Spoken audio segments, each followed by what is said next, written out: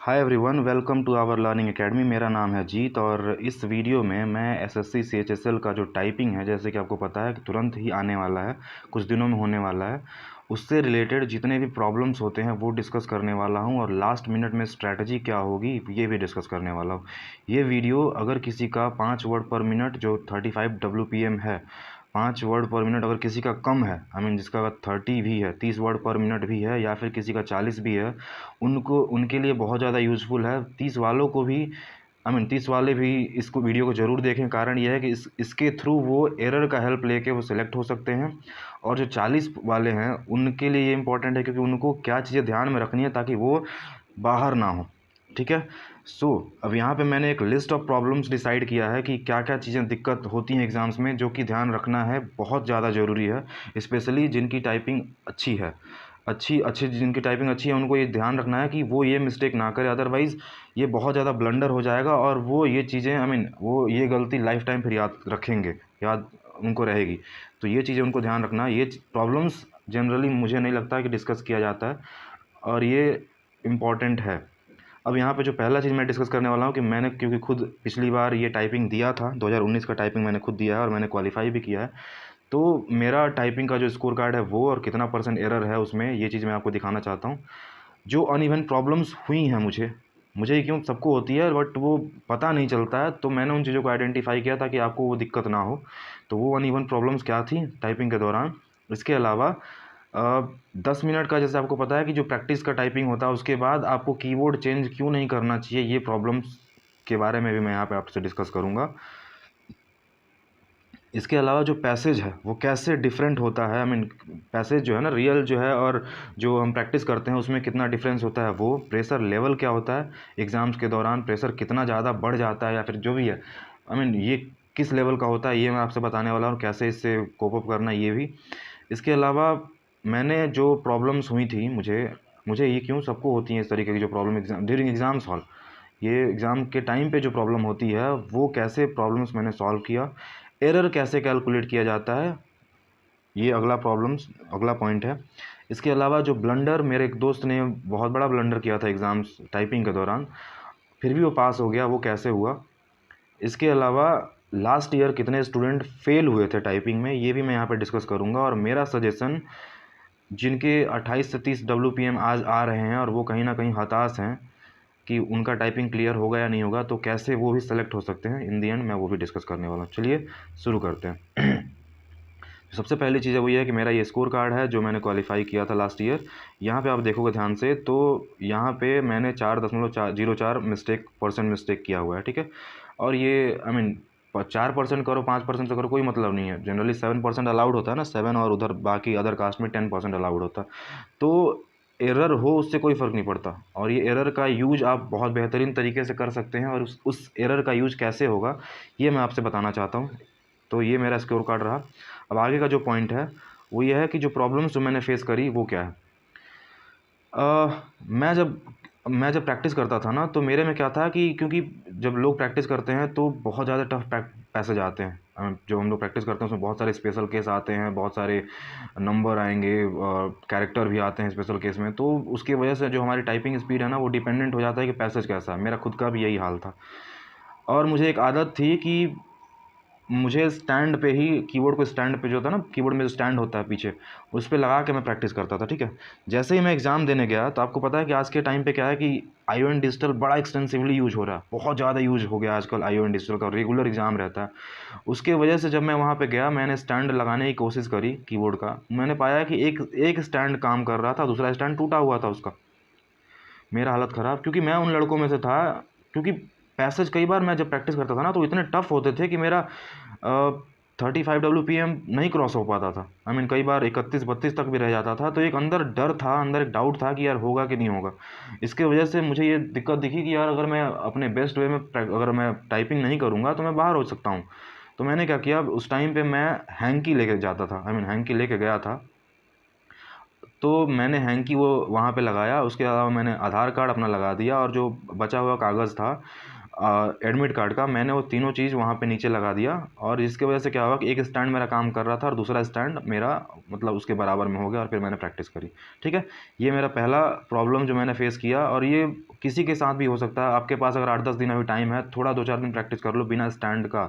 अगर आप स्टैंड में प्रैक्टिस करते हो तो बिना स्टैंड का भी प्रैक्टिस करके 2-4 दिन देख लो। ठीक है, अदरवाइज़ ऐसा चीज़ें आप लेके जाना ताकि वहाँ पे इस तरीके से आप, जैसे आप अभी मास्क ले जा सकते हो, हैंकी ले जा सकते हो, और दोनों स्टैंड पे लगा सकते हो और फिर वहाँ पे प्रैक्टिस कर सकते हो, ये भी कर सकते हो। ठीक है, जो दूसरा प्रॉब्लम था वो ये था कि जब मैं घर पे प्रैक्टिस करता था ना, तो जो मेरा टेबल था वो मेरे हैंड के अकॉर्डिंग एडजस्ट होता था। मतलब एक पर्टिकुलर हाइट पे टेबल था जिससे मैं बड़ी आसानी से टाइपिंग कर पाता था। लेकिन जब मैं i1 डिजिटल में गया तो वहाँ मैंने देखा कि जो टेबल की हाइट थी वो ज़्यादा थी इन कंपेयर की जो मैं घर में प्रैक्टिस करता था। और क्योंकि अंदर डर था, मैं कई बार 35 WPM घर पे प्रैक्टिस करते टाइम क्रॉस नहीं कर पाता था, इसलिए मुझे ये भी डाउट था कि यार इसके लिए मैं क्या करूँ। फिर मैंने देखा कि ये प्रॉब्लम मेरे साथ ही नहीं थी, और भी लोगों के साथ थी। तो मैंने देखा कि एक जो हमारे बगल में एक सर्विसमैन थे जो कि आए हुए थे टाइपिंग करने के लिए, उन्होंने क्या किया कि एक बगल का चेयर लिया और अपने चेयर के ऊपर उसको होता ना चढ़ा के बैठ गए। आई मीन 2 चेयर एक के ऊपर एक लगा के बैठ गए।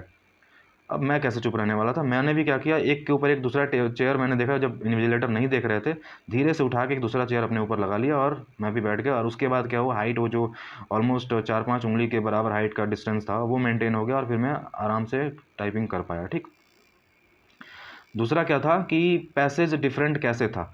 सबसे पहला काम आप ये देखो कि पैसेज कैसा था।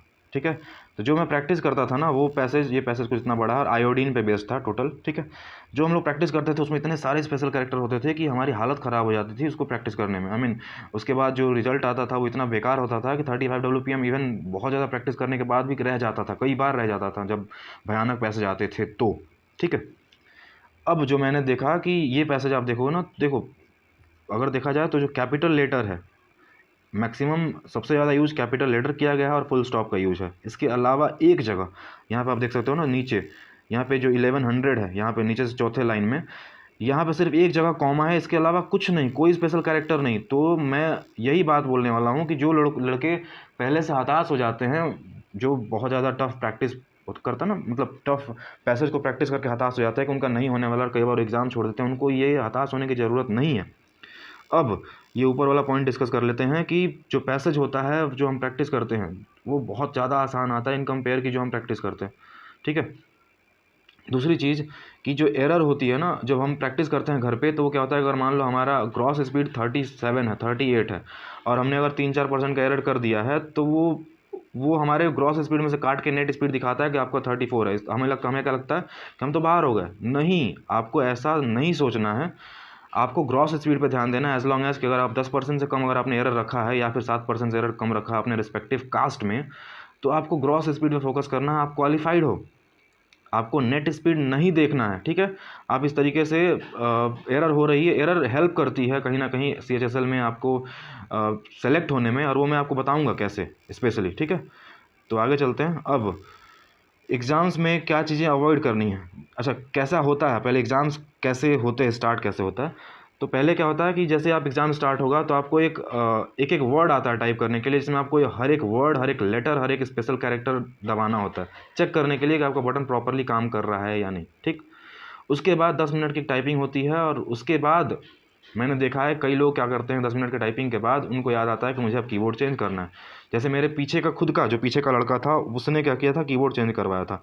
मैं ये स्ट्रांगली रजिस्ट करूँगा कि अगर आपका कीबोर्ड 95% भी ठीक ठाक काम कर रहा है, आपको कीबोर्ड चेंज नहीं करना है। कारण क्या है, क्योंकि उसके बाद आपको दोबारा वो फिर चेक करने का मौका नहीं देंगे। एक बार कीबोर्ड चेंज कर देंगे, उसके बाद दोबारा जैसा भी आपको लक में कीबोर्ड होगा, हो सकता है बेहतर हो सकता ना हो सकता है उसका एक दूसरा कोई कीबोर्ड का वो कोई यूज़ है ना, कोई की काम ही ना कर रहा हो, तो वो फिर आपको दोबारा वो और ज़्यादा रिस्की हो जाता है। तो अगर आपका बहुत ज़्यादा अर्जेंट नहीं है तो आप अवॉइड करेंगे कीबोर्ड चेंज करने के लिए। ठीक है, कीबोर्ड आप चेंज नहीं करोगे। ठीक, दूसरा क्या, प्रेशर लेवल क्या है। तो मुझे खुद का भी प्रेशर मुझे पता है, और मैंने जब बाहर निकला तो मैंने अपने दोस्त से भी पूछा, मैंने बाकी लड़कों से भी बात किया, वो सब बता रहे थे। उन्होंने, उसमें से एक लड़का जो था वो गजब का बात बोला। उसने बोला कि भाई क्या होता है एक्चुअल में कि आप प्री दे के आते हो, उसके बाद डिस्क्रिप्टिव कहीं दूर देने जाते हो, उससे पहले आपने सालों तैयार किया हुआ रहता है, और आपको अब लगता है कि आपका नंबर ठीक ठाक है, तो आपको लगता है कि अब ये एक पर्टिकुलर 10 मिनट का जो सेगमेंट है ये आप क्रॉस करोगे तो आप नौकरी पा सकते हो, आपको ऐसा फील होता है। ठीक, अब क्या होता है कि जब लास्ट के 2-3 मिनट बचते हैं ना, तो जनरली जो डिस्ट्रीब्यूट होता है, जो प्री में 1 घंटे के लिए 1 घंटे पूरा प्रेशर डिस्ट्रीब्यूट होता है ना, 1 घंटा पूरा आपको मिलता है, उसमें 1 घंटे में थोड़ा थोड़ा करके चारों तरफ प्रेशर डिस्ट्रीब्यूट रहता है। इसमें क्या होता है, 10 मिनट में ही आपको उतना प्रेशर आ जाएगा कि आपका 3 मिनट, जो 2 या 3 मिनट बचता है, मुझे पता है कि बाकी मेरे दोस्त बता रहे थे, मेरा खुद के साथ भी ऐसा था, आपके हाथ कांपने लगेंगे, कांपने लगे थे मेरे, या फिर जो मेरे दोस्त थे उनके भी, और पैर भी लिटरली सेक करने लगता है। तो इसलिए सबसे ज़्यादा इंपॉर्टेंट क्या है उस टाइम पे, कि आप अच्छे खासा एज लेके चलें, आप थोड़ा स्टार्टिंग से ही काफ़ी अपनी स्पीड मेंटेन करके चलें। और इस तरीके से क्या होगा कि आप थोड़ा अपने आप को काम कंपोज रखें, नीचे ना देखें, टाइम ना देखें, कोशिश करें कि आप टाइम ना देखें, बस आप टाइप करने में फोकस करो, जितना बेहतर टाइप कर सकते हो टाइप करो, ठीक है। अब मेरे दोस्त ने क्या गलती करी थी, उसने क्या किया कि वो 8 साढ़े 8 मिनट में पेपर करके बैठ गया, ठीक है।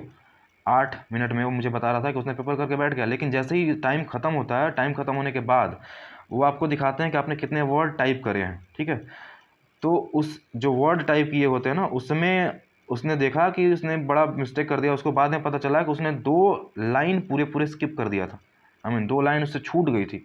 फिर भी वो क्वालिफाइड था, क्योंकि एरर 7% अलाउड होता है। बाकी उसने जनरली वो घर पे प्रैक्टिस करता था, उसके एरर 1 या 2% होते थे। 2 लाइन छोड़ने के बाद भी वो 6 पॉइंट कुछ % एरर से वो पास हो गया था, ठीक है। तो डरने की बात नहीं है। पहली बात तो जो एरर है ये आपको हेल्प करते हैं, एरर जो परसेंटेज मिला है बहुत ज़्यादा हेल्प करते हैं। मैंने 1728 मतलब 1738 वर्ड मैंने टाइप करे थे। मेरे बगल वाले जो लड़के थे उन्होंने 1750, किसी ने 1754 भी टाइप कर दिया था। एक्चुअल में 1750 ही था टोटल, ठीक है। अब यहाँ पे मैं क्वालिफाई बताने वाला हूँ कि पिछली बार जो क्वालिफाई और डिसक्वालीफाई का क्या स्टेटस था। तो आपको पता होगा पिछली बार 27,000 टियर 2 लड़के क्लियर किए थे, ठीक है। उससे पहले 36,000 था 2018 में, लेकिन 2019 में क्या था, CHSL में 27,000 लड़के क्वालिफाई थे, जिसमें से 19,000 लड़के सिर्फ अपीयर हुए टाइपिंग के लिए। बहुत सारे लड़कों ने एग्ज़ाम छोड़ दिया था, कारण आप जान सकते हो, टाइपिंग प्रैक्टिस नहीं किए होंगे, और अंदर से लगता है या तो उनका कहीं जॉब भी हो सकता है, कुछ भी हो सकता है। उनको लगता है कि 28-30 है, मैं क्या जाऊँ, 35 मांगा, मेरा सिलेक्शन नहीं होगा। मैं उनके लिए बहुत ज़्यादा यहाँ पे कंसर्न हूँ, क्योंकि उनको एग्ज़ाम देना चाहिए। और फाइनली 19 में से भी सिर्फ 13,000 क्वालिफाई हुए। यहाँ पे ये पॉइंट बहुत ज़्यादा नोट करने लायक है कि 6,000 लड़के, ऑलमोस्ट 1/3 लड़के बाहर हो गए थे। और वो क्यों बाहर हुए, क्योंकि उन्होंने मेरा वीडियो नहीं देखा। और जो मेरा वीडियो इस बार देखेगा उसको ये चीज़ें दिक्कत नहीं होंगी, क्योंकि छोटी छोटी चीज़ें बहुत ज़्यादा मैटर करती हैं। छोटी छोटी चीज़ें आपको बाहर कर सकती हैं, और आपको वो छोटी छोटी चीज़ों पे ध्यान देना है, ठीक है। अब टाइपिंग सजेशन क्या है, स्पेशली मैं उन लोगों के लिए बात कर रहा हूँ जो जिनकी स्पीड लो है, 28 से 30 वर्ड पर मिनट के आसपास में है। उनके लिए मैं बात करना चाहता हूँ कि 10% एरर अलाउड होता है अगर आप OBC या फिर EWS होते हो। 10% अगर टोटल आप देखो ना, 1750 का जो 10% होता है वो 175 वर्ड होता है, ठीक है। अब अगर किसी ने 1700 वर्ड भी टाइप किया, अब मैं ये चाहता हूँ कि आप टाइप करो। अच्छा, एक और कमाल की जो चीज़ SSC आपको कंसेशन के रूप में देता है वो ये होता है कि हाफ एरर भी आपको मिलता है। अब हाफ एरर क्या होता है आप ये जान लो। हाफ एरर का मतलब ये है कि अगर मेरा नाम जीत है, तो मैंने अगर JEET लिखा तो ये तो पूरा है, ये इसमें एरर नहीं है। लेकिन JEFT कर दिया अगर मैंने, मतलब एक वर्ड में अगर मैंने एक मिस्टेक किया हुआ है, एक स्पेलिंग मिस्टेक किया हुआ है, एक छोटा सा वर्ड मिसप्लेस्ड हो गया है, तो उसको हाफ एरर में काउंट करते हैं। तो मैं ये चाहता हूँ अगर किसी की स्पीड कम है, किसी की स्पीड 28-30 के अराउंड में है, आपने देखा पैसेज कितना आसान आता है, ठीक है, आप टाइप कर सकते हो। 28-30 आने के पीछे जब आप प्रैक्टिस करते हो उसमें कारण ये रहता है कि आपका जो पैसेज होता है वहाँ पे टफ होता है। ये पैसेज आपका आसान है, पहली बात। दूसरी बात, आप अगर हाफ एरर कर रहे हो तो आप हाफ एरर को करेक्ट मत करो। मैं चाहता हूँ कि आप हाफ एरर करेक्ट मत करो। करेक्ट कब करना, अगर आपका पूरा पैसेज करने होता है ना, पूरा आपने पैसेज टाइप कर लिया उसके बाद भी आप ऊपर नीचे जा सकते हो, तो आप उस टाइम पे आप अपना एरर को ठीक करना। अदरवाइज अगर हाफ आपको दिखता है कि आप हाफ एरर कर रहे हो तो आप उसको आगे निकल जाना। कारण क्या है, आपका जो मिस्टेक भी है, अगर आपका मिस्टेक लिमिटेड है, जितना इनका अलाउड है, अगर आपने उतना मिस्टेक किया हुआ है तो ये आपको वो पॉजिटिव वर्ड में काउंट कर लेगा कि हाँ आपने इतने वर्ड काउंट किए हैं। लेकिन अगर आपने उसको बैक स्पेस दबा दिया तो वो आपको काउंट नहीं करेगा। तो उसमें क्या होता है, आपने एक बार दबाया, दूसरी बार आपने एक बैक स्पेस दबाया, 2 बार आपने कीवर्ड दबाया और आपका टाइप कितना वर्ड हुआ, 0 कीवर्ड टाइप हुआ है। ये चीज़ आपको ध्यान देना है कि आपको ये काम नहीं करना है, आपको अवॉइड करना है।